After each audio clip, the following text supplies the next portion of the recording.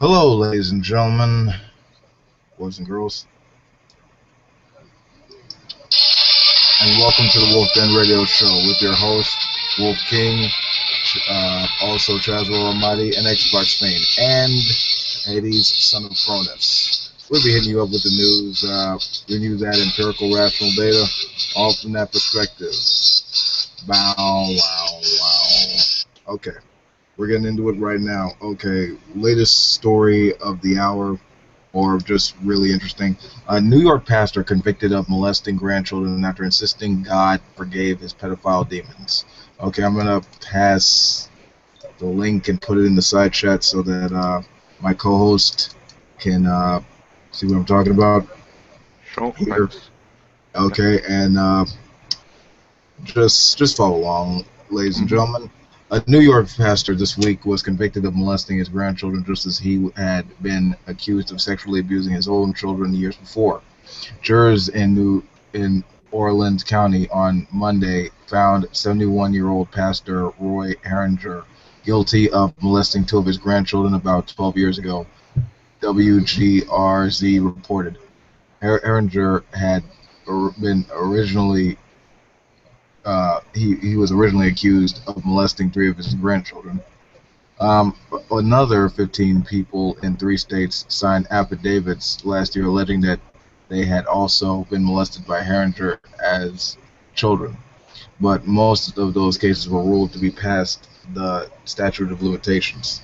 At the trial, defense attorneys tried to turn the tables on Herringer's son, asking him why he had let Herringer babysit his children if he had also been abused by his father as a child.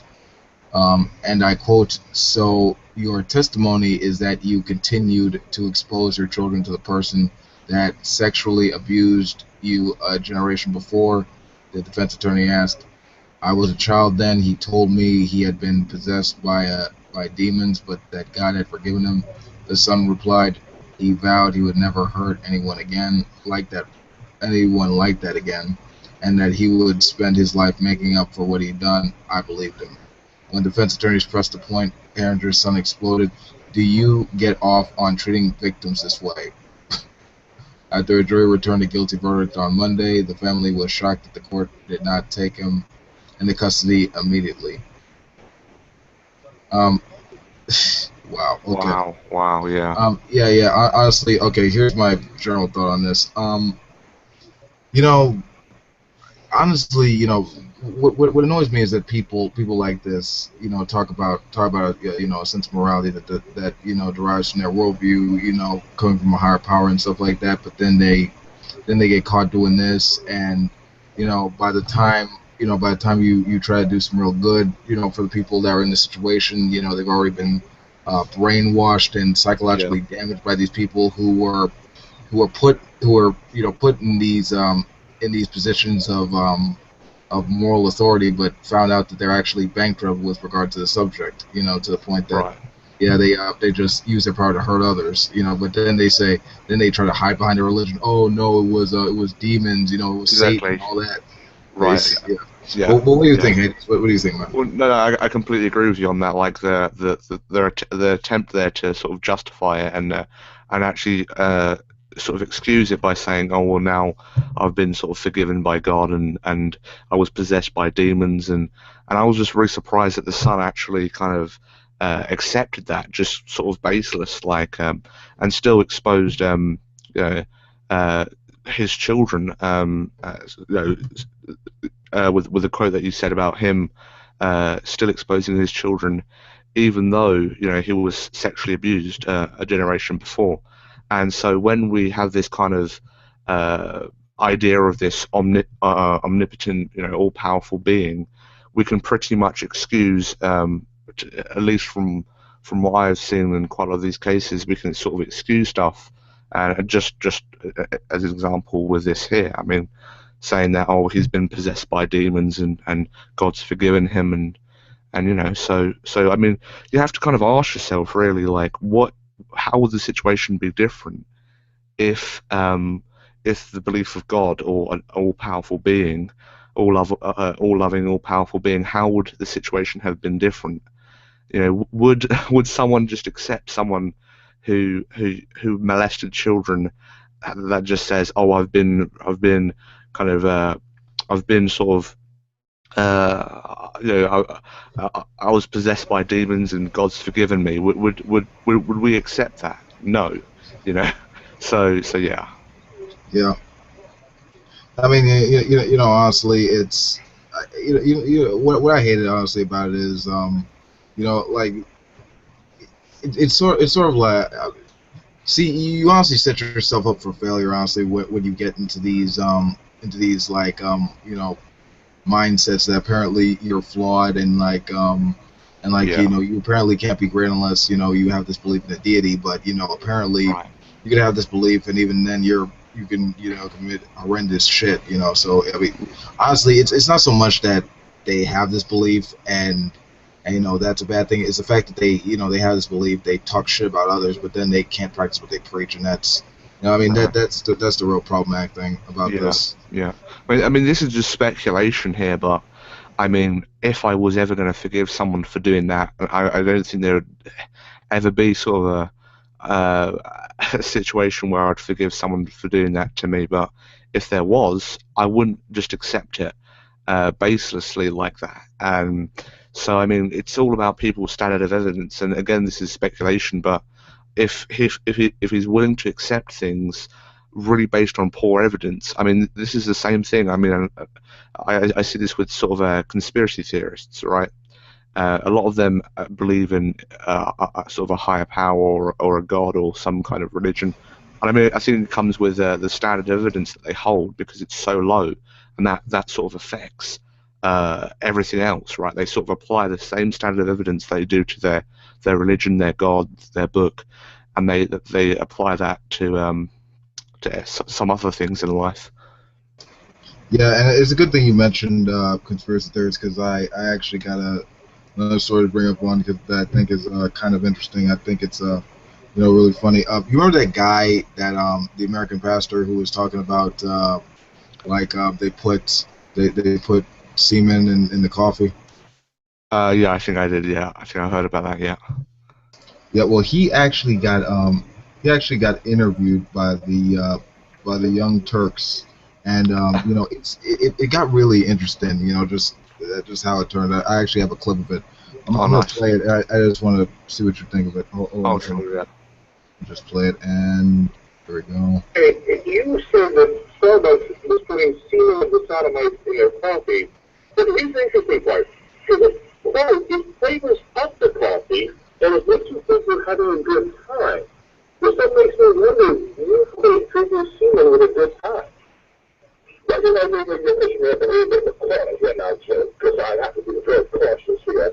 But let me in all precautions that I can exercise and now say that, a number of people think that semen tastes good. A number of people think that drinking semen is a good idea. Taste that stuff, semen is white, a flavor. And they seek it in the midst of other kinds of activity. And so one would think, well, all right, let's start. We're not going to take a stop and go to do. But listen, in an ingenious way, I would say that we're more than infamous ingenious way, they discovered that there's people like semen, and there's so many people drinking it from one another, the body fluids, why not put it in our coffee and flavor up our coffee? So, Pastor Barry, give me a sense for overall from your descriptions here. Do you think that being gay is a lifestyle choice? It's a choice that a lot of people would want to make. Do you think that semen is delicious to a lot of people? And these are choices that people make. So it seems like perhaps if it wasn't for the Bible and the teachings of Moses, etc., that you might have been tempted by those choices as well. Is that the case? Has it been tempted? Oh, absolutely. There's no doubt about it. Yes, that's been 3.5 years in prison. So I saw that.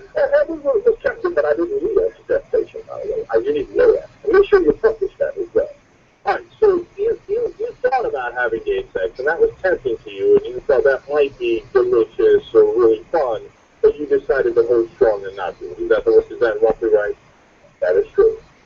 Okay, so that was Pastor Manning in his interview with the Young Turks, in which he explains how apparently semen, like apparently he says he claims people like enjoy the taste of semen, and just they love it, so that's why the Starbucks people put it in their coffee because it tastes good. But despite that, as well as his experiences in prison, he never engaged in any gay sex and anything like that. But I gotta be honest with you, having both seen and heard the interview, I gotta be honest with you. I really think he's swimming in strawberries. I really think he might be gay, because I mean you don't have this mindset. You don't have this mindset of like, oh, gay sex is everywhere. They wanna indoctrinate you with that unless you think like that already yourself. I mean it has to come from somewhere. Obvious. Yeah, it has to come from somewhere. Yeah. I mean I just gotta. Well, what do you think first before I get my analysis? Go ahead. No, I was just going to say, I think that sort of belief has to come from somewhere, and I do agree. He may have, he may be homosexual. Yeah, I'd agree with that. I mean, honestly, just in addition to the fact that there's virtually no empirical evidence to prove that that Starbucks is actually putting semen in people's coffee, which is not just unethical but disgusting as hell. Right. I mean, if anyone were to actually find, evidence to demonstrate that, I mean, there'd be lawsuits of the yin yang. But it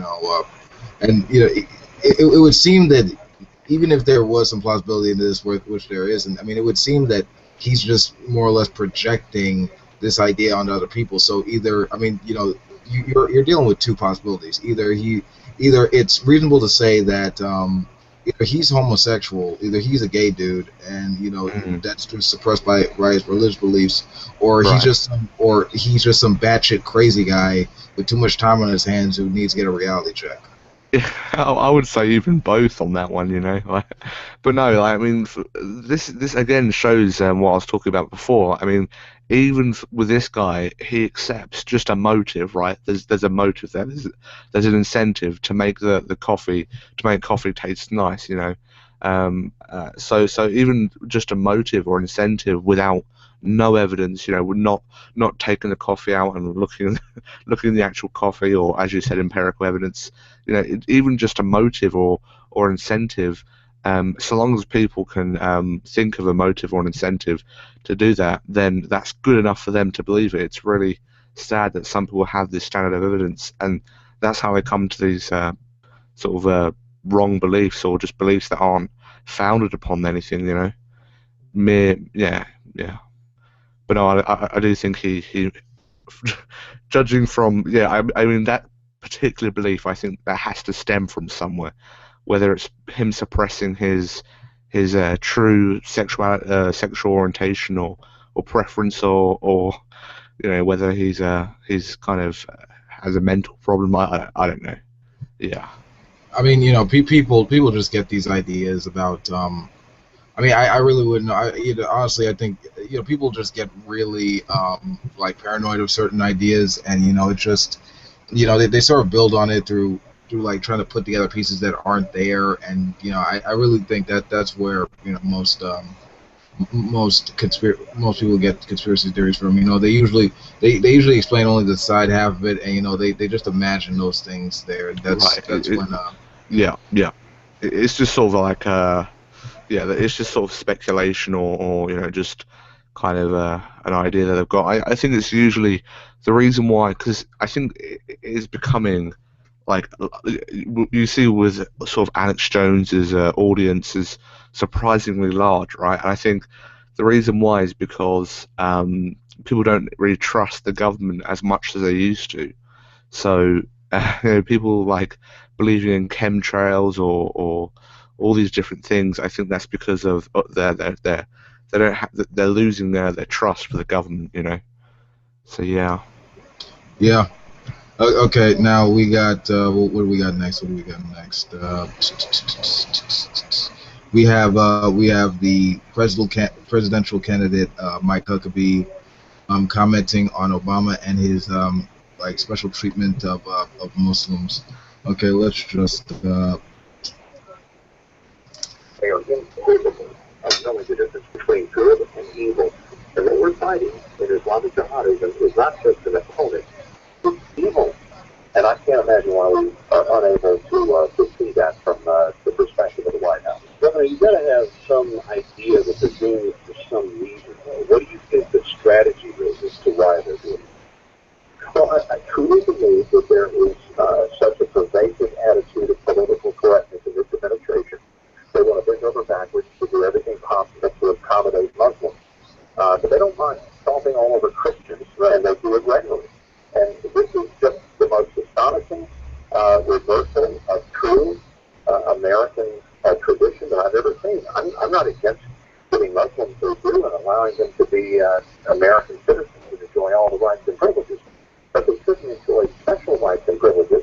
And for heaven's sakes, when it comes down to Islamic jihadists, we shouldn't overlook that they are driven by a religious fanaticism. And whether this president wants to admit it or not, it's not a deal to lose about it. And for these people who are our enemies, this is a religious crusade, and they will stop at nothing until they kill every last one of us.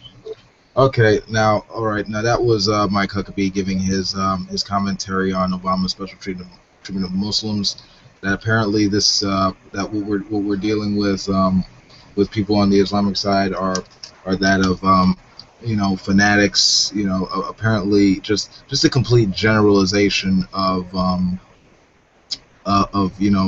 just like a religious group. And what I find interesting about it is that it almost sounds like there's a bit of an envy there, and that, oh, how dare Obama like treat this group special? That should only be for Christians, I mean, all these special rights. He just stomping on Christians, and whenever a Christian person says the word persecution, it really means that my worldview isn't being catered to. That's right. Because typically it's tended to focus more, like whenever we were talking about the public sphere, it's usually formed on the basis of equality for all potential worldviews. There's no such thing as like one particular worldview over another. The separation of church and state. Congress makes no rule, no law respecting the establishment of religion. That's where we have like that equal basis for human rights and freedom and all that stuff. But when people don't, people like this, they don't like that, and also they're willing to make huge generalizations. Like let's equate moderate Muslims with fanatics. You can't just generalize people like that. It's just unreasonable and ridiculous. I completely agree with that. Yeah, I think it's because it's again, I think it's because of the special treatment that they want. They want to have the special treatment. They want to be treated better than every other group and have their kind of stuff catered towards them, whether it's laws or whatever it may be. And so when they see Obama, maybe being kind of quite reasonable with his stance, they may see that as sort of just basically favouring Muslims over Christians. And I also think this is because quite a lot of people say that Obama is actually a Muslim. That's what I've heard from quite a lot of people, that they think he's a Muslim. So that may also come into it, because I've heard a lot of people say that they think he's really a Muslim and he's just pretending to be. But yeah, I do think that generalizing is bad, and Obama does, and people do want to be catered to their group, especially Christians, But no, yeah, on general, I'd agree with you on that, yeah. Yeah, and it's honestly, he's been sort of going on this. He actually started off back in the previous election for 2012. With the same shtick. Oh, we need to save America's soul and all this. It's really it's the same song and dance. And if he's honestly gonna keep doing this, he keep doing it if he wants. You know, I'm not establishing his freedom of speech and everything like that. I'm just saying it's like it's really like a poor song and dance pony show. And when he also mentioned that Islamists have an agenda. Well, okay, what about him? I mean, he's like he's a Christian fundy. I mean, he actually said last time when I ran a clip of him, he actually wanted to lie to students, you know, about history, you know, about American history, so that so the students can grow up and think that, oh, America is an awesome country. Everyone else is wrong about us. We don't need to improve and make it better for people. No, that's a crock of shit. That's just you're just as disingenuous and dishonest as the people that you seek to discredit with your propaganda. Thank you very much. Yeah. Yeah. So yeah. I mean, this is. Yeah. No, I completely agree with that, mate. Yeah. Yeah. Yeah. I completely agree with that. I mean, this. I mean, with with people that don't actually want to have with Christians, I see this quite a lot as well. Even in England as well, with stuff with gay marriage and stuff like that, and they want people to sort of cater to their opinions and beliefs based on their specific views and opinions and ideologies or whatever.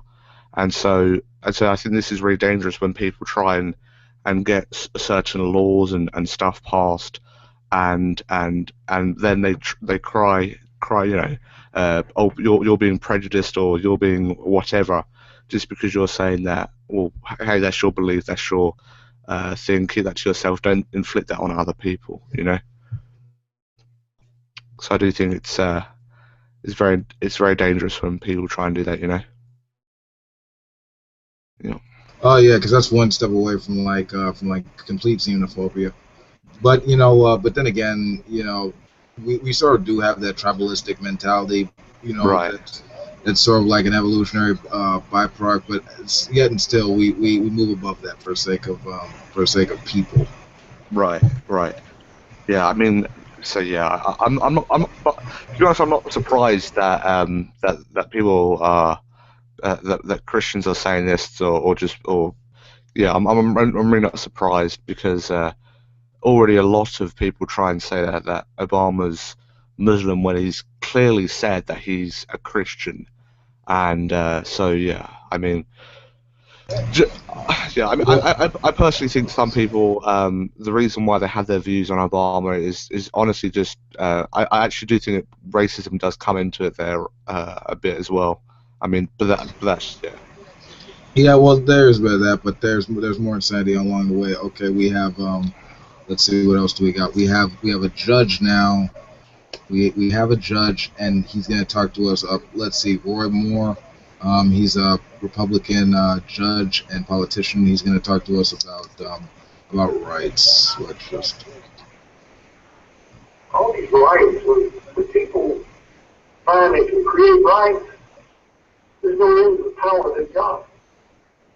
See, the United States Supreme Court is not only illegitimate, but you get that, but it's really without constitutional authority. By the one got to throw the gods to your husband. Therefore I cause you to dwell in this place in the land they gave your fathers forever and ever. Behold, you trust in lying words that cannot profit. When he steal, murder, commit adultery, swear falsely, and burn incense and Baal, walk out the gods whom you know not, and come and stand before me in this house which is called by my name, and say, we are delivered to do all these abominations.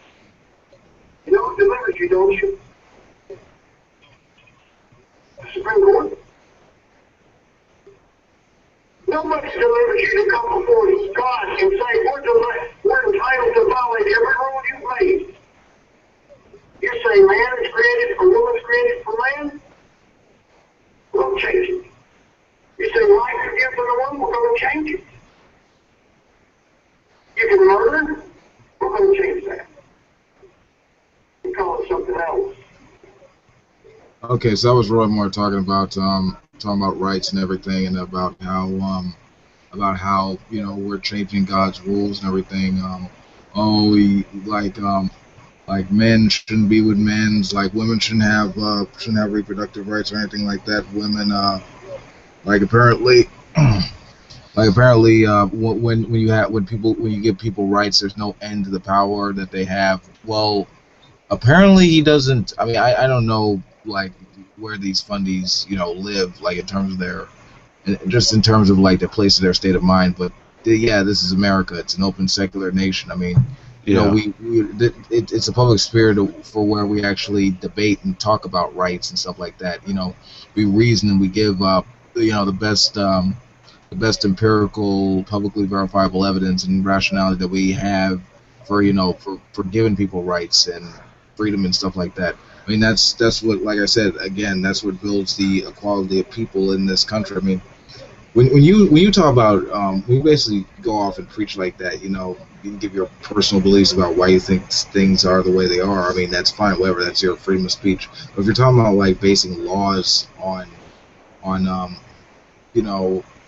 this type of like religious like viewpoints and stuff like that, it just it's you're coming at it from your own private prejudice and Right. not Right. what is empirical and verifiable, and you're honestly just just pushing your own bias against other people, and that's just that's honestly not what America's about. That's just authoritarianism what you're doing.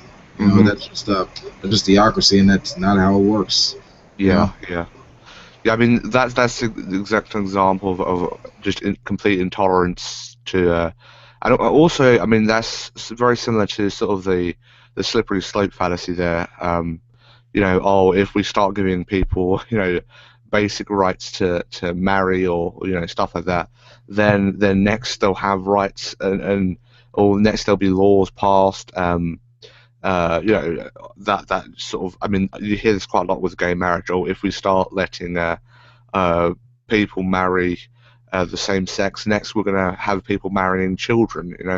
So yeah, I see this a lot, and I mean, it's a very very very poor argument. It's extremely poor argument.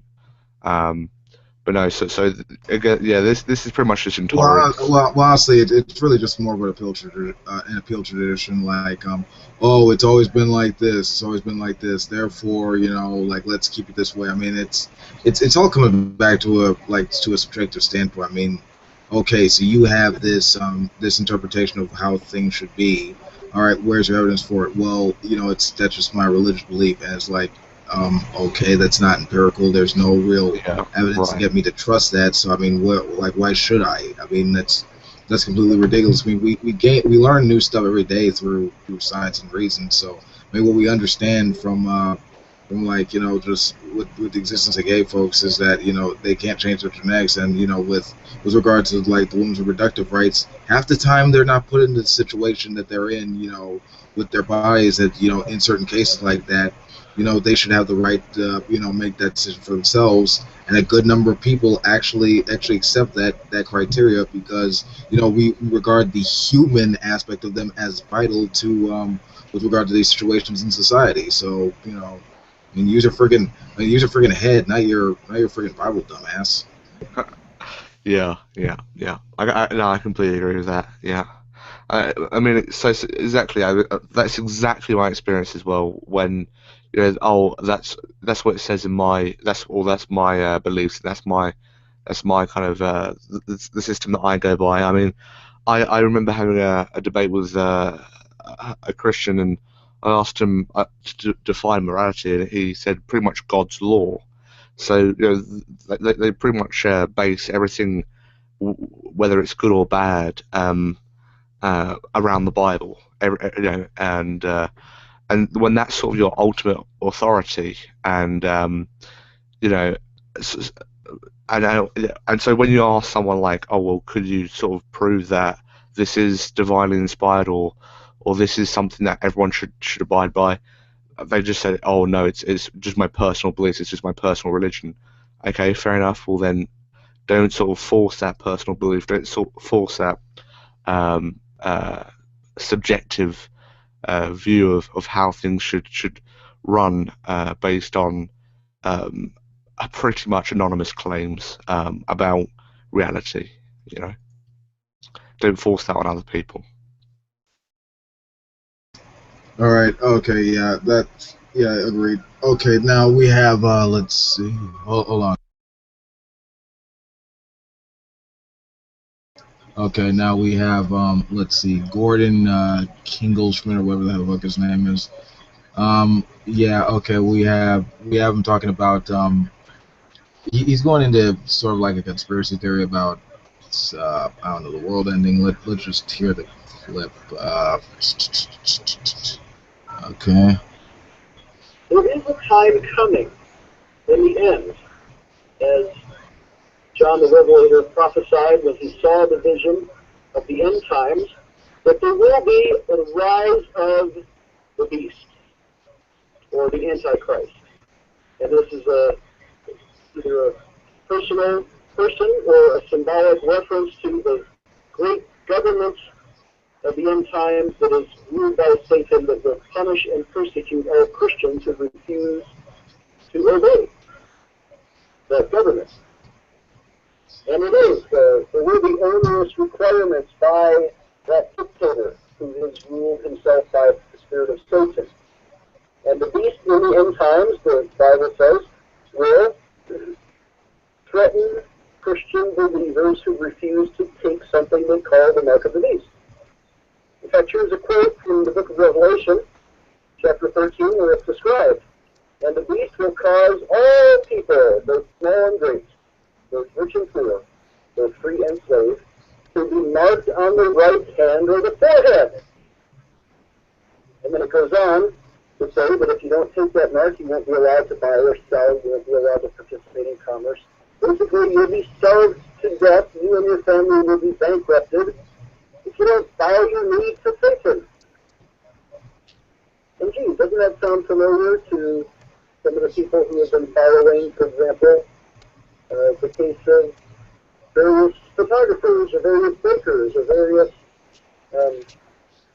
florists who are now being sued around America because they won't bow their knee to the homosexual agenda. The government steps in and says, oh no, you've got to serve and you've got to endorse things that you believe are sin. You've got to violate your conscience. And if you don't do that, we're going to sue you, we're going to bankrupt you, we're going to accuse you of discrimination. And that's just a... Yeah, okay. Done. Okay, so, blue left. Maybe he'll be back. Who knows? Anyway, yeah, so that was Gordon Schmidt talking about, okay, so he was talking about, you know, like, he was giving his own, like, conspiracy theory about how the world's going to end and the mark of the beast and stuff like that, and he was tying that back, basically, with how you treat gay people in America, and, like, oh, yeah, you know, we're like, these photographers and these bakers, you know, like working for gay weddings, how dare they treat gay people equally? How dare they, you know, overlook their, you know, their sexuality and look at their humanity and actually treat them like equal human beings, like under the law. I mean, it's ridiculous. It's like, I mean, I honestly, this is hell for them, you know. Just treating people equally. I mean, you know, they don't want equality. They want to rule everything. I mean, that's their problem. I mean, oh yeah, it's the end of the world because you have to treat gay folks with like fairly. I mean, like that's just so ridiculous. It's right. I mean, when we have ignorant. I mean, we have ignorant bigots like this. It's like hard to, you know. I would say it's hard to move the discussion further because honestly.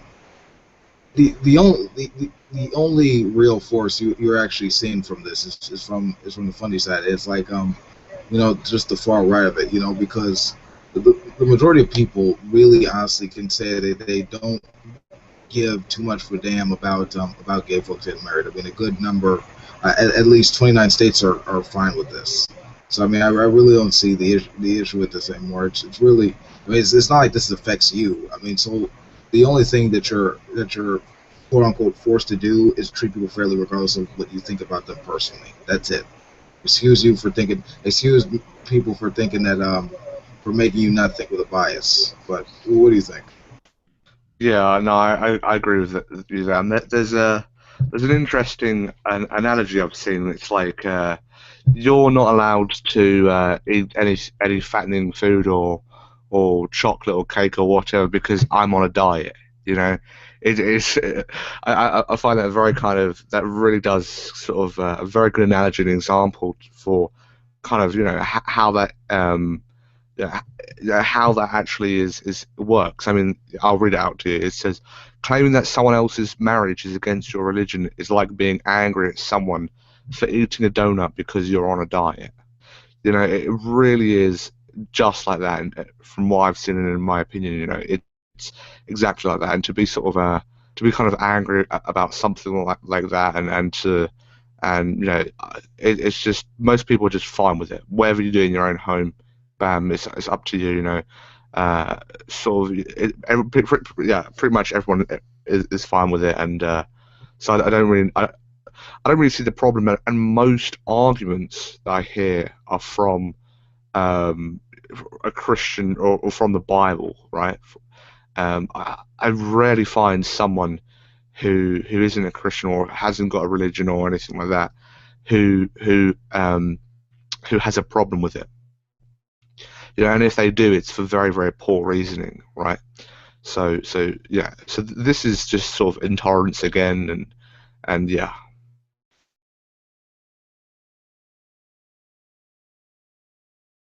Yeah, and see the thing I thought of, I thought about this a few days back. Honestly, if this is really if this is really like an issue, like with people, like if you're really against like gay folks, I mean, you might as well give them the marriage, right? And here's my syllogism behind it.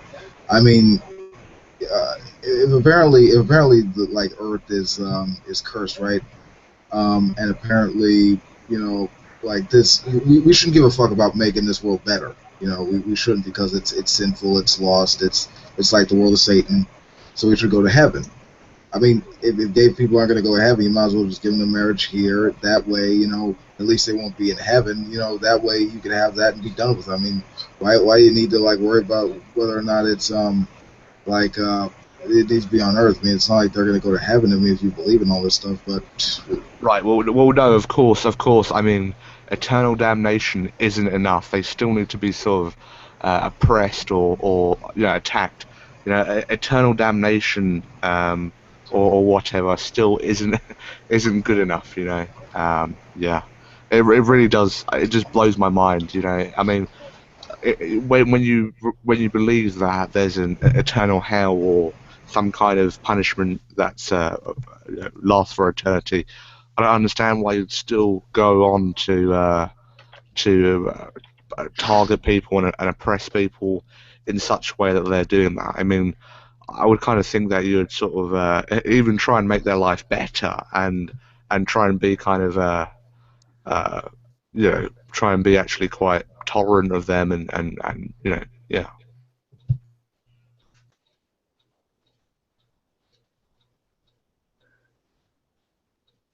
hey, what's up, new guys? Hello, it seems like I've been called into a chat, so here I am. Hello. What's up, folks? What kind of conversation you boys having? Well, you asking me? What? No, you, Patrick. You just came in just when I did. Oh. Could you say one more time? I didn't hear. It's what? I say, could you say that one more time? I couldn't hear you. I was just asking what you boys are talking about. I come in and all I hear is gay people, this, and hellfire. It's like, what the hell did I just walk into? What did I just do? All right, you guys. Okay, well, just to give you the full story. Yeah, it was we were commenting on a segment that Gordon Kendall Schmidt had, anti-gay pastor, talking about the mark of the beast, the end of the world, this and that, like stuff, because we have to treat gay people with respect and fairness. Oh, for a second there, I was like, what the fuck? Are these guys seriously in here being like, oh, gay people, hell, deserve hell, and all this? I'm like, really? Oh no! I was saying that I was saying that I find it kind of really amazing how if someone already believes that someone who's gay is going to go to hell, and spend like eternity in sort of fire and brimstone and torture, how they'd still sort of want to kind of oppress them or target them or kind of do that on the tiny fraction of time that they have on Earth in comparison to infinite time in punishment for just being born, pretty much. All I know is if you seriously believe in an afterlife, find a way to get yourself killed that's not against your religion. It kills me the saying there are no atheists in foxholes. There are only atheists in foxholes because true believers are walking out there going, fucking shoot me. Sorry. I just got done dealing with a religious person. It's my goddamn birthday, and some goddamn Jehovah's Witness stopped me outside of a fucking Chinese restaurant. I was like, what the fuck? I have to applaud you. That's a pretty damn good argument. You will never see any true believers like well except Muslims, like those guys. Well, not all of them. Not all of them. Like some, like you'll see only the batshit funny ones who will. Due to the fact that I don't want to get blown up or shot, I'm not going to make any comments on Muslims on any form of thing that is recorded. I'll be right back, guys. I gotta use the little boy's room and maybe smoke a cigarette. Sure, Patrick, no problem. Bring me back a pop, please, or as you guys call it. What's not a blue snowball. It is. I didn't get that one. I was about to say, I see if I could transport one tree. Oh, right. That's isn't that an older one? No, sir. This is their new last year model. Oh wow. Blue microphone button. Nice. Nice. Okay, I need to pay. Talk to you in a minute. Yeah. So you can get it right now, $75 on Amazon. I absolutely recommend the Nessie mic. Yeah. My two co-hosts that are going to be doing the podcast with me, they're both picking them up as well. Just because the audio quality on it for a USB mic is beautiful, as a built-in sound card that these are hooked up through. Like, it's just gorgeous. I've got the Blue Yeti. I don't know what this. I don't know what this one's specifically called. The Yeti, you said enough. It's fucking huge. I was gonna get one, but honestly, you could kill a zombie with it, which is a benefit of it, but I don't need it to kill a zombie. Okay, awesome, gentlemen. Okay, video games are awesome as hell, but that being said, we're moving on. Let's see what else we got. Okay, I'm just gonna put this in the side chat here so you guys could Please do, please do. I will sit here and show off my tattoo since I'm wearing a sleeveless shirt on camera for the first time on here. Awesome, but also I also need your view on this. I'm just gonna read. I'm just gonna read until I get bored of this shit, and then give my view on it as well as your guys's. Okay, Beck. Minimum wage increase is really a plot to ferment, I guess, unrest and revolution. On his radio program today, Glenn Beck speculated that efforts to increase the minimum wage are really just part of an effort by progressives like President Obama and Hillary Clinton to foment social unrest and revolution. After co-host Stu Bougier,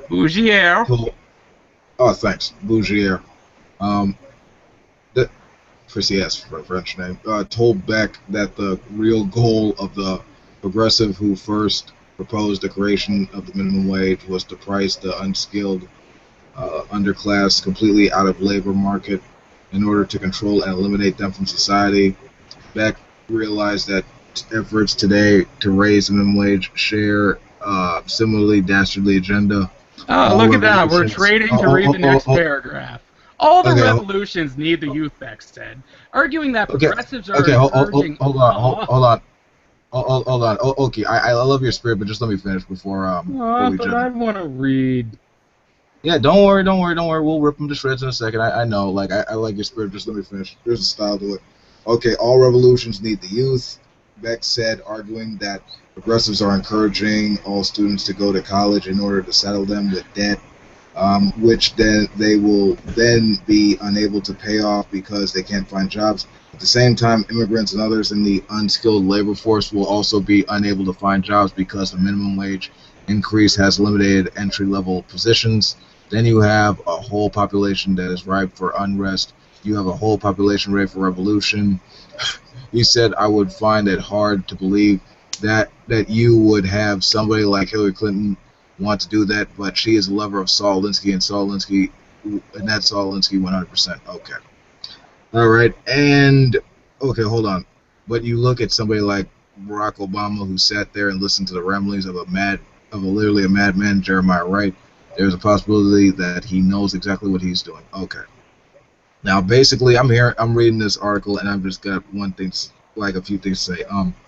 Basically, in like a long-winded sense, Glenn Beck is saying, okay, like raising the minimum wage so working class people could pay their bills and feed themselves. Okay, that there's communism. I mean, that's all he's saying. Like, I mean, okay, so let's basically help out people who can't who aren't as fortunate to have like degrees and stuff, who basically work 9 to 5. But let's go against that because that's just socialism. That's partly bad, like to help people. And the ridiculous thing is, he's Christian. Isn't it all about like helping the poor and the people who are like less fortunate than you? I mean, come on. Jesus was the biggest friggin' communist in history. I mean, he was the main Jew that was talking about like redistribution before frickin' Marx. I mean. You're kind of living like an ass backwards view if you're saying that like, yeah, let's help out fortunate people when it comes to economics. That's a different story. I mean, that's complete shit. Oki, since you were quick to talk about this, what do you think, man? All I wanted to do was read the post, sir. I won't lie. I just wanted to read for you because that's kind of what I do. I'm sorry. I didn't really have a view on it. I am listening. I am following it there, and this dude is a douchebag from what I've seen a bit on the video there. I'm Canadian, so I can't really weigh in on your situations. Okay, well, why do you think he's a douchebag with this regard? Come on, I know you have something. Well, I'm gonna say something here. You said about Barack Obama sitting there listening to the ranting of a complete madman. He's the president, and that's a lot of what he has to do. He deals with a lot of crazies, and that's day in, day out. That's kind of the president's job. Not really impressive there. However, the situation when Christians are talking about they just want to help everybody, I agree with you. They do say that, but action would be better. That's kind of all I can weigh in on that one.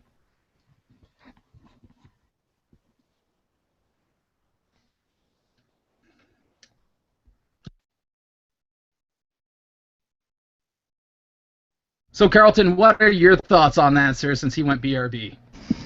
Wow. Well, I just came in at the Glenn Beck mention of Glenn Beck's name there.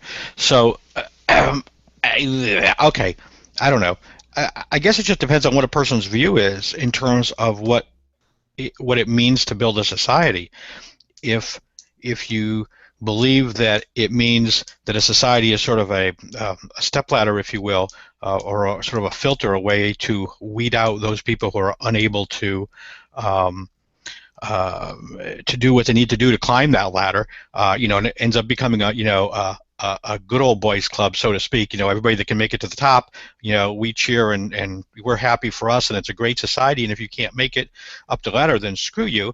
Well, if that's your view, then okay, fine. I don't think it is. I don't think it should be. But I think some people do. If they don't admit that that's their view, they certainly behave as though that's their view. I think, at least for me, to build a society, part of that has to be that you're doing it. That this is a team effort, if you will. This is a group effort, and you don't really achieve your goal if you can't get everybody up the hill with you. So I think we do have a responsibility to help people that maybe don't have the skills to get up that hill. I don't have a problem with that. People are always kind of, I don't want to say whining, but Every time you have a new social program, they're like, oh, it's going to be more taxes. Yeah, yes, okay, yes, it's going to be. I'll say it. Yes, it's going to be more taxes. The money's got to come from somewhere. But that I think is part of the goal here is to be able to enable everybody, to succeed. Now, does that mean that some people aren't going to take advantage? No, of course they will. And nobody's justifying somebody just taking advantage when they don't need to. But you know what? You deal with that as a separate problem. You don't deal with that by cutting off everybody else. You feed the poor, you help the hungry, you build houses for people that don't have money or can't get a loan to build a house. You make sure they got shelter. You make sure they got education. And if some people along the way try and take advantage of the system, where they could do it but they're too lazy, well, then that's a different problem, and you fix that problem. But you don't do it by hurting the people that are not trying to take advantage. That's my 2 cents. Bravo. All right, I was typing this, and those are beautiful words, and it reminded me of my stepdad's latest analogy on taxes. As a bunch of monkeys, we decided to set aside some of our bananas. That way we could help those monkeys who can't get the bananas. We're a group of monkeys who decided to put those bananas aside. And anybody that takes advantage of it, it's going to happen, and they can be weeded out, but is it really worth the extra bananas to find those people that are living off those extra bananas that they're getting if it's just a small fraction taking those bananas? Yeah, you do. I'm not saying I'm not saying that we turn a blind eye to them. I think you do need to at some point try and put some controls there. But again, I think the problem that we do in this country a lot of times is we're so focused on the people that might take advantage that we fail to help the people that genuinely need it. And we think that that's the answer to preventing people from taking advantage. It's we'll just kill everybody, and then there's nobody left. That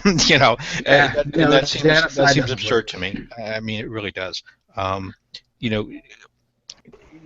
I want to pay more taxes? Of course not. Nobody wants to give away stuff that they've earned. I don't know anybody that wants to, but there has to be a realization that if you're trying to build a society, that's the part of the cost, and you suck it up and you do it, and you do it graciously, hopefully, because I think in the end it's a good thing, and it benefits everybody. A change of approach is never a bad thing. Right. To take at heart everything that's needed within the change of approach. In Canada right now, we're working at changing our welfare system, where instead of them just getting a check, it's going to go into a credit card form, a credit card that's blocked from being able to be used at liquor stores and other places, or just have money withdrawn from it. Your rent's going to come out direct deposit, as it does for most places already when people are on welfare. But this card is only going to work at like grocery stores and like the pharmacies. Well, I have this is kind of maybe a weird point of view, and you might disagree with me on this. But I have a problem with people kind of playing judge and jury as to how people that need assistance should be able to use that assistance. And you hear comments occasionally at the grocery store. Somebody will pay with a food stamp card or whatever it is, and they've got a I don't know what they got. Instead of buying hamburger, they bought 3 sirloin steaks. You know what? Get off their back. Yeah. I hate to say it, but I've been there. And there are times where you do what you can and you muddle through and you get some assistance, and that's great. But you know what? Everybody needs to splurge now and then. I don't care who you are. Everybody needs to feel good about themselves and feel like So if the guy wants to go buy a sirloin steak or a pack of cigarettes or a bottle of wine, really, am I in any position to tell them that they shouldn't be doing that? Like, do I have that much moral high ground? I don't think so. I would like to add something to that. Please. Some of us, not, being as fortunate as others, work real hard just to, collect a small-ass paycheck, and like the other choice we would have would be to receive some kind of assistance. And so, like, yeah, I agree with Carlton. If there's ever a chance with someone in that predicament, have a chance to splurge and spend money on themselves or money that you might think need help, I think that's okay as long as it's reasonable, and yeah, I agree. Who am I to judge the guy who really ought to be buying food, but maybe he bought one case of beer and some kind of expensive drink or something. You know what I mean? Well, I think the issue here is that we treat helping people, we treat giving money to help people like it's some sort of a bank investment, that we expect a return on our investment. And I'm not sure that that's justified. I think if we help everybody equally, and some people decide to gamble their money away for that matter, I don't care, and they're still poor afterwards, I think that should be their choice. I don't think that we should then give them more help than everybody else because they're still poor. Well, of course not. I'm not going to give Bob $100 and give Jane $500 because Jane throws her money away every week. I'm going to give you both $100 to help you, and if one of you throws that money away, well, I think that's their choice. Well, honestly, with this particular case, it was like a case of like Glenn Beck tripping that if we raise the minimum wage, to support working people, they give working people an opportunity to basically be able to pay their bills, if not feed their families and stuff like that. Honestly, my main thing was. Originally, if you're gonna say you're like a Christian or a follower of Jesus who said let's help the poor and the downtrodden, the less fortunate and stuff like that, but and apparently equate that with socialism, even though he was like the biggest one of them all. It would really be hypocritical. But honestly, that's neither here or there. That's more of a dead issue though. Moving on, let's see. We got. New story. Let's see. Apparently, Jesus loves snipers. If you guys aren't aware of that, the whole American Sniper movie, let's read along. Okay, Fox's Todd snares to Michael Moore. This weekend, Michael Moore continued his criticism of American Snipers, if not necessarily American Sniper the movie, by suggesting that Jesus would not approve of shooting savages in the back. The tweets drew the attention of Fox News' Todd Snares, apparently, who decided to respond in this American Dispatch online video series. Well, and I quote, "Well, I'm not a theologian," Snares began, "but I suspect that Jesus would tell that God-fearing, red-blood American sniper, 'Well done, thou good and faithful servant for dispatching another godless jihadist to the lake of fire.'" Snares lamented the loss of a time in which Hollywood and Democrats stood in solidarity with the U.S. military, saying, "Those days are long gone, and our sweet land of liberty has been soiled by the stinking stench of Michael Moore and Howard Dean and their liberal minions." Okay, now all I gotta say about this story is just this essentially. I love how it's all about it's all about like peace for like everyone, and like blessed are believers, and like the dehumanization of their Islamic spiritual cousins. But whenever it's Christian, you could do no wrong. You could essentially you could do some horrendous shit, and it's like oh yeah, Jesus is for that, just as long as it's like God in America, we're number one, we can't do no wrong, fuck you Muslims, yeah, we gonna shoot you in the back, yeah, that's what Jesus wants, yeah, we want you damn heathens dead, that's how we go. It's really ridiculous. That's like how like the cognitive dissonance goes. Yeah. So jihadists are vile and evil and friggin' and bloodthirsty, but we're good because we're doing it for Jesus. I love like the cognitive dissonance between that. But what do you guys think? I think it's I think you're hitting the nail on the head, and it's quite comically too. If we do it, it's okay. If you do it, it's wrong. Because we do it for Jesus. I found it kind of interesting when you were talking about, there was a time when Hollywood, stood shoulder to shoulder, blah blah blah. Well, the truth of the matter is, during World War II, especially World War II, the government, matter of fact, governments of almost all countries, were very carefully crafted their entertainment industry to put forth propaganda in terms of songs, in terms of movies, in terms of everything else. I don't necessarily think that this was a, Hollywood came running to jump in bed with them and be by their side. I think they were more or less coerced into doing so, and it probably did so relatively reluctantly. So yeah, I'm not sure that his first statement there really is valid either. Once upon a time, there was a board of Christian decency. After all, look at Batman. Batman. They freaked out about Robin's crotch thing being too tight. Like, freaked out about seatbelts in the goddamn Batmobile. And it's Michael Moore, so I'm sorry. The Michael Moore.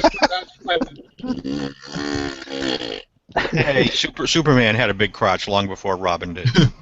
Oh, yeah, I would hope so. He's Superman. Yeah, but he didn't have. He didn't have a tree branch there. Come on. Yeah, but he didn't live with like an older confirmed bachelor. They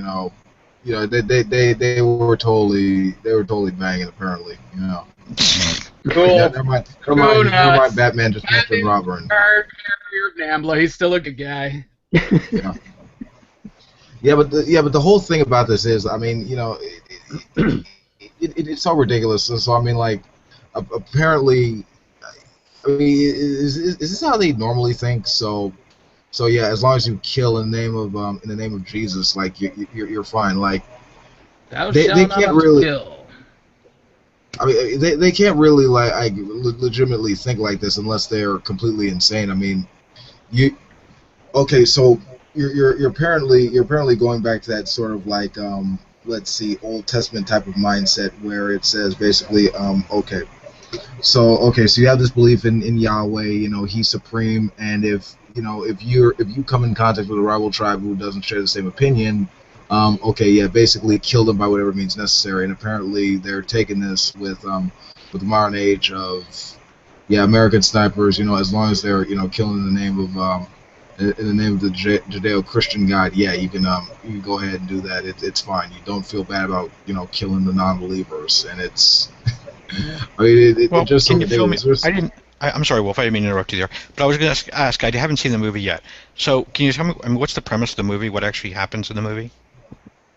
I honestly, it's about an American sniper who apparently, I guess he makes a living like killing random people. I guess. I mean that's just a general thing. I didn't watch the whole thing either, or even get the synopsis.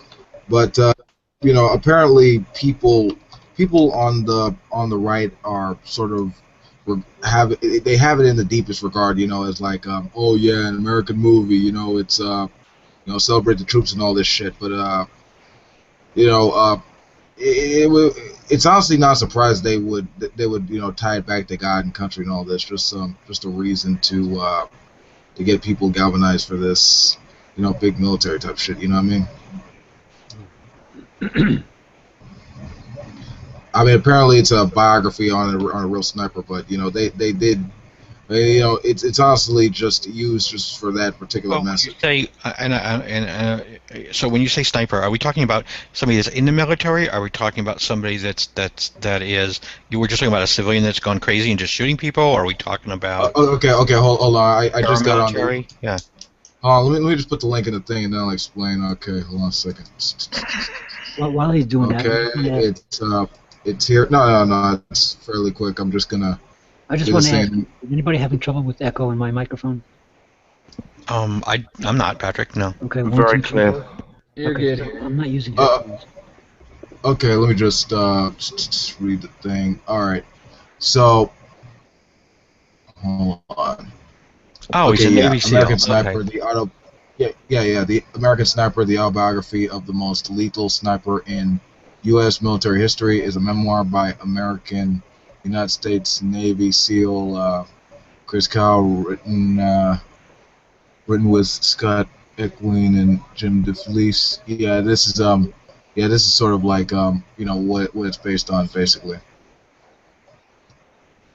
So I mean, honestly, it's not so much that I get in times of war, you gotta do stuff that you're not necessarily proud of. Obviously, you gotta defend it. But to try and tie it back to to your religion and then try to mark others as evil and other things, as well as glorify violence. It really is the antithesis of everything they say and believe and think. It's, but they're just willing to wear that mask whenever it suits them. But everyone else, they're the bad guy. We're totally awesome. But what do you guys think? Yeah, I'm one of those people that feel that the religion is at the root of all the problems in this world. So you won't get no argument from me. I wouldn't even say that the religion is necessarily the problem. I would say that the fact that you can I guess the issue for me is the fact that you use the belief to justify what's going on. And it's not necessarily even the belief. It's just a matter of It's the shiny duct tape over the face. There you go. Yeah, it's really like the political reason for why you even engage in it. Now, if there's legitimate reasons like self-defense, for example, of course, I'm all for that. I mean, the beliefs aside are completely ridiculous. It's the principles, really. But to tie it back to your religion and say that there's religious justification for this, for us to do that, that it's not empirically founded. That's ridiculous, and really, you're making yourself look bad because whenever you use this type of rhetoric, you're not. You're just not being consistent. That's the problem. Yeah, I don't know there. Well, the thing is, that's the whole problem with this country is that they at their convenience they throw the religion. Do you realize? I'm sure most people in here know, for example, that "In God We Trust" on the money wasn't there before 1956, I think, on the dollar bill, and a little bit before that on the pennies. But the point was that it was the war that the president had to galvanize the people to a good cause and all this other stuff, and they threw God in it, and they even put it on our money, and everybody stood up. Yes, like Wolf was saying, it's all the God thing. Yeah, I agree with what you just said, Patrick. I'm having a little bit of a hard time with this. I think, countries historically, everybody that's ever gone to war, right? It's always been for God and country. I don't care what country you were in or what God it was. It's always the same rhetoric. And I don't know that we use God as an excuse to go to war. I think that's stating it the wrong way. I don't think anybody sits up in the White House and says, "Hey, let's go kill them because they're Muslims or because they're Jews or because they're Hindus." I think the religion simply becomes it's simply the war machinery to get young people enthusiastic about signing up. Ultimately, I think that's all it is. It's a way to make you feel unpatriotic if you decide that the war is unjust and you don't choose to sign up, as happened in Vietnam, and so. I'm torn. I'm torn kind of in that conversation, whereas I don't necessarily think that religion is, in general, the seed, if you will, that starts the wars. I think if we had no religion, we would still find an excuse to go to war. I don't think we would have any problem finding a new one 5 minutes after religion left. Is that my nickel? Yeah. We're fighting. Right, but I do think we do utilize it, like I said, in terms of propaganda, certainly. Well, it was somebody else's religion that took down the Twin Towers, if you know what I mean. Well, it was, but and again, that's just. I have a hard time with that argument because that's like saying should I go out and should we declare war on Christianity because the KKK does something stupid?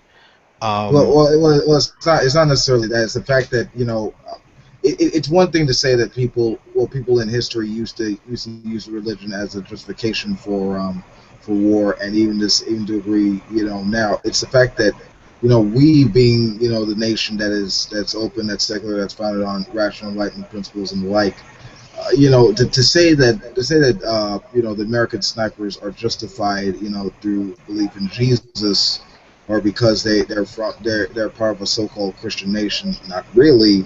To say that that's a justification, for us on our side, regardless of whatever form it takes in, it just it's factually incorrect. That's the problem that I. Yeah, I mean, it's just rhetoric. I don't think the guy shooting the gun believes that. I don't think the guys giving him the orders to shoot people believe that. I think that's just political rhetoric. It's just what people want to hear, or some people want to hear, so they can rally behind it. But I don't think it has anything to do with the actual, guy pulling the trigger. That's my opinion. I could be wrong, but. Okay. Hey, Hades, what do you think? You've been quiet for some time. I don't know. It's quite an interesting sort of. Yeah, I mean, it could be something that sort of in certain situation that actually causes the war, and in other situations, it could be argued that it's something that's used to sort of justify, which I think is what you're saying more kind of. Wolf, I think it's something that could be used to sort of justify and excuse it, and but no, I haven't really made up my mind on it.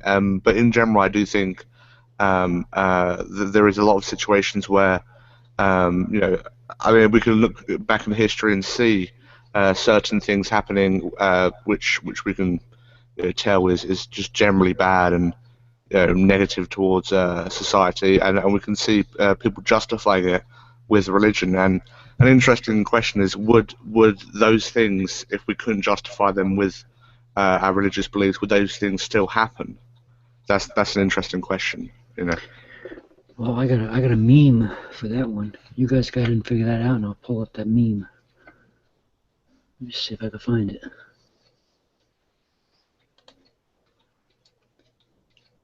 Oh no, that's all I wanted to say. Like, I mean, if we can no longer justify doing certain actions based on this sort of presupposition of this God, and I mean, everyone has their own idea. Majority of people that believe in God have their own specific idea of God, and it's pretty much just you can tell it's kind of a concept because everyone has their views of what their specific deity or how they are, how they act, and so if they didn't have that with certain things, like for instance slavery, would they be able to sort of justify with their sort of presupposition there, if they didn't have it, Yeah, I think I don't think religion's required at all. I think it just happens to be there, so it's convenient. And I think if it wasn't there, it wouldn't change a damn thing. People are still selfish. They're still greedy. They're still arrogant. They're still self-centered. They still want to climb to the top. None of that's going to change. Human nature is not going to change because you get rid of religion. So if you get rid of religion, all you really have gotten rid of is sort of this convenient mechanism that we latch onto. We would just find a new one. There was an old quote. Somebody said, if you're just talking about race riots and racial prejudice, and he said if tomorrow morning everybody woke up in the world and everybody was white, he said by noon we'd find something new to be prejudiced about. The same is true with religion. If tomorrow morning we woke up and there were no religions in the world, it would take us 5 minutes to find something new to justify the nasty things that we want to do to each other. Look at how quick your personal prejudice about people can affect how you relate to somebody. If you have the puppet strings that you can pull to allow you to get more people to view your thing, it can become a real thing. Just on a personal level, somebody that's just like you, you'll find a reason not to like them a lot of times, and most people can overcome that. But then there's people that hate you, and you can't figure out why. There you go, guys. Yep. Also, we just not to cut you off, right? We got we got about we got time for I guess one more story, or let me put the link in there. This is just gonna be one more story that we're just gonna bring in, and then we're gonna close it up. Let's see. Guys, take a look at the screen share while you're looking. That's the meme I was looking for. Neil deGrasse Tyson, yeah. Yeah. Cool. Just to quickly just say one last thing on that. I mean, the ulterior to that, Carl, is possibly we may actually go, okay, fair enough, we can't justify this because we would justify it otherwise with our sort of presupposition of this particular God, and that's what he wants, so we can't justify this, so therefore it's wrong. But no, that is an interesting thing. I do think that we would replace it with something else, you know. But I don't know. It's kind of speculation at this point, really. Yeah, I mean, you know, like you said, if somebody invites me over their house for dinner and I don't really like them and I really don't want to socialize with them, I will find an excuse not to go. And you know, if I can, religion's kind of silly here, but if I can use religion to excuse it, well, that's great. It's simple. It's right there. It's easy. It's at hand. You know, but if I can't, you know, I'll quickly find something else. You know, they're on the other side of town. It's too far. The roads are slippery. My back hurts. You know, whatever. We will always find a justification for what it is we want to do. I think the real issue in society is not to get rid of religion. I think we're chopping away there at the symptom. I think the goal should be to change what we want to do, not worry about the things that we use to justify it. I think we've got to get to the core of it, which is to make ourselves better people, and then we don't have to worry about what's hanging out there. Well, okay, moving on to the next story. Okay, so I already put the link in there. Louis Gohmert, God will punish America for Obama's tense relationship with Netanyahu or whatever. Okay, Representative Louis Gohmert warned President Obama last week. You know, this actually. Sorry, go ahead. Yeah, hold on. Okay. Representative Louis Gohmert warned President Obama last week that his disdain for Israeli Prime Minister Benjamin Netanyahu may cause God to punish America, insisting that the president would have that same disdain for anyone who was a strong leader for the nation of Israel, and especially if they didn't bow down and worship at the altar of the White House. While speaking with Family Research Council President Tony Perkins on Washington Watch, Gohmert said that Obama should reverse his decision not to meet with Netanyahu when the Israeli Prime Minister is in Washington, D.C. to give a controversial speech to Congress in the middle of his re-election campaign. The Texas congressman said that since this guy's upcoming address to Congress is important for eternity, Obama's decision not to meet with the Israeli leader might bring about the judgment of God. There is judgment which will come for nations that will divide the nation of Israel at this White House, and this White House seems determined to do that. Okay, my first thing. Oh yeah, we're not pleasing God's chosen people. You know, therefore, you know, we're terrible. We're gonna get destroyed by Yahweh. First off, the main thing is what started the nation of Israel wasn't God, but a secular political movement by people. And second, you know, the fact that we're not just supporting Israel, we're giving it the power to do whatever it wants, like run roughshod over Palestinians, and you know we're just fueling that conflict out there. You know, we're not making it better. I'm surprised that the president is actually just now doing this and actually hasn't put more pressure on Israel to actually work with the Palestinians and actually reduce the killing by trying to go to a deal to where if they were given, you know, statehood, they'd have the resources and basic needs to reduce the fighting, and you know there could be some peace out there rather than this ridiculous like cat and mouse bullshit where they can play like chosen religious tribes over the same crap of land, you know, they've been fighting for thousands of years. So you know, it's not so much that, you know, we're punishing people, you know, God's punishing people for dividing anyone. If anything, we're punishing ourselves for playing this bullshit game. You know, it's achieving nothing. But what do you guys think? We are a speck on a speck that orbits a speck that's located in a giant speck that's surrounded by lots more of specks in complete specklessness. We are worried about a little blue dot when we should be worrying about science. That's my thoughts on this entire thing, and I don't care about what somebody believes. But God damn it, let's just move forward and let's settle somewhere else. And once we're a multi-planet species, religion's going to be a very small factor. You'll have your religious generation ships, but God damn it, you know. Yeah, I think this neatly ties in with the last issue that, and I was actually going to bring this exact issue up because I don't know, I would tend to disagree with the group was saying. I think that religion being abolished would tend to solve a lot of issues like this really hairy one of Israel.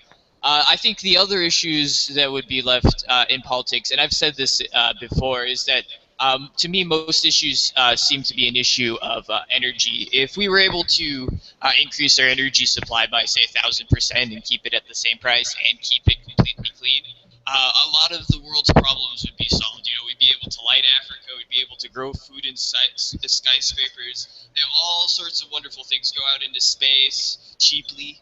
Uh, so I think that so religion and energy are, I think, the two issues, and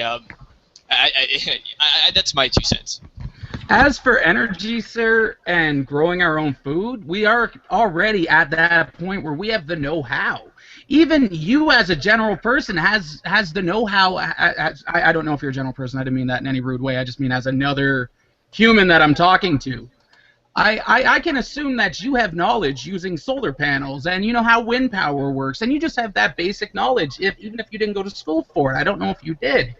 But we have that technology there. We have the know-how to do it. Just it doesn't have the energy density to meet what I was saying. That's never going to do 1,000 times at the same price. Well, guys, going back to the story. Everybody doing it. Going back to the story, what do you guys think about it? Yeah, like I said, I think this ties back into what we were talking again in the previous conversation. Yeah, if we got rid of religion, this would be not too big of an issue at all. I mean, I don't think that the individual people would ever have to say, "Oh, this is now my claim to land because God." If we were to, as this side of the world, if we were to propel ourselves scientifically to the stars, other places would follow us or be left behind on this blue speck.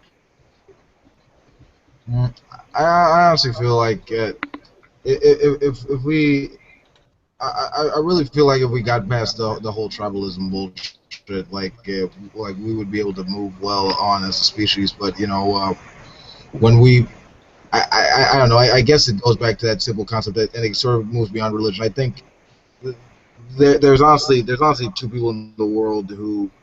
It goes back to the idea of who's like how special you think you are in the cosmos, and it goes to an extreme level of where it stretches from healthy to insanity. Only a lot of psychos tend to think that they're special.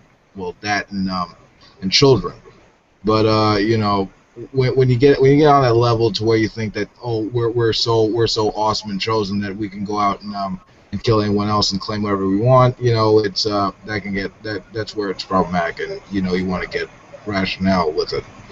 But honestly, that's all the time we have. Thank everyone for coming. This has been Wolf Den Radio out. Okay.